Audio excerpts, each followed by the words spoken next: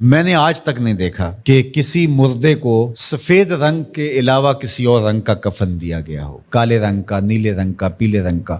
حالانکہ شریعت میں جائز ہے، کوئی سیاہ رنگ کا کفن دے دے جائز ہے، نیلے رنگ کا کفن دے دے جائز ہے، لیکن حضور کا ایک فرمان کہ اپنی مسجدوں کو زینت سفید رنگ سے دو اور اپنے مردوں کا کفن سفید رنگ سے دو۔ سفید رنگ سے کفن دینا مستحب ہے، لیکن اگر کوئی اور رنگ سے کفن دے دے تو وہ بھی جائز ہے۔ لیکن ہم نے وفات کے موقع پر کبھی اس مستحب کو بھی ترک نہیں کیا، یعنی غم کا موقع ہو تو ہم مستحب بھی ترک نہیں کرتے، اور شادی کا موقع ہو تو صرف ایک نکاح رہ گیا ہے جو سنت کے مطابق، باقی ہماری پوری شادی کی رسوم و رواج جو ہیں وہ ساری شریعت سے متصادم ہو گئیں الا ماشاء اللہ۔ باقی صرف نکاح رہ گیا، تو وہ بھی لوگ کہتے ہیں وہ پہلے جا کے مسجد میں کر آئیں تاکہ یہاں یہ تکلف بھی نہ ہو، اور وہاں پوری ہماری شادی کی تقریب جو ہے وہ ہماری مرضی کے مطابق۔ یہ خاندانی رسم ہے، یہ ہم نے میڈیا پہ دیکھی تھی، یہ سوشل میڈیا پہ دیکھی تھی، یہ ہمارے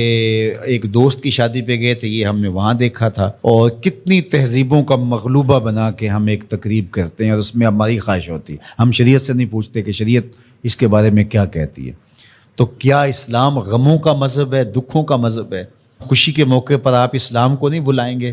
آپ مجھے غم کے موقع پہ آواز دیں، فوتگی کے موقع پہ آواز دیں، میں چلا آؤں، اور جب شادی ہو تو آپ مجھے کارڈ ہی نہ بھیجیں، تو میں کہوں گا کہ میرا آپ سے صرف یہی تعلق ہے۔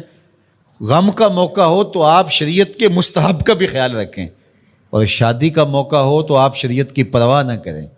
تو یہ تو پھر آپ کی مرضی کا دین ہوا نا، جہاں چاہا اس کو پسند کر لیا، جہاں چاہا دین کو چھٹی دے دی۔ کاروبار میں، اپنے طرز زندگی میں، اپنی سیاست میں، اپنی پارلیمنٹ میں، اپنی کچہریوں میں، اپنی عدالت میں، اپنے میڈیا ہاؤسز میں کہیں دین نہیں ہے۔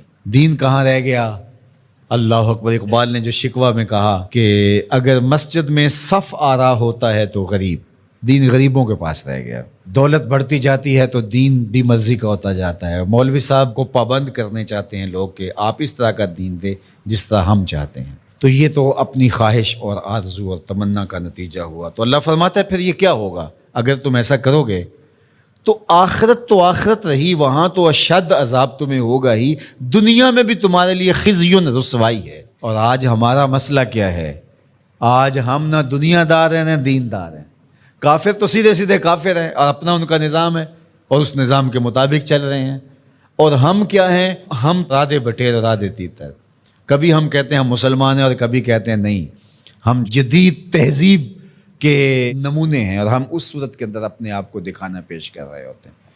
تو ہماری شکلیں روز بدلتی رہتی ہیں۔ مسجد میں آتے ہیں تو ہم ٹوپی پہن لیتے ہیں، اور پھر ہم ٹوپی بھی وہیں چھوڑ جاتے ہیں، اور میں کہتا ہوں نماز بھی وہیں چھوڑ جاتے ہیں۔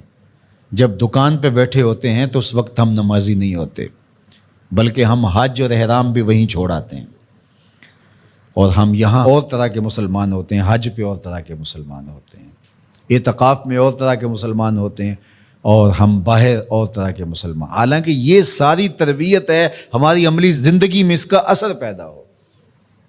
جب سجدہ کریں تو سجدے کا نور لے کے گھر پلٹیں، جب رکوع کرے تو رکوع کا جمال ہمارے ساتھ سفر کرے، جب حج کرے تو حج کا نور ہمارے ساتھ اتر کے آئے اور ہم اس کو معاشرے میں بانٹیں، اعتکاف کا جمال ہماری طبع کے اندر راسخ ہو جائے اور ہمارے اندر جو ہے وہ نور بکھیر دے۔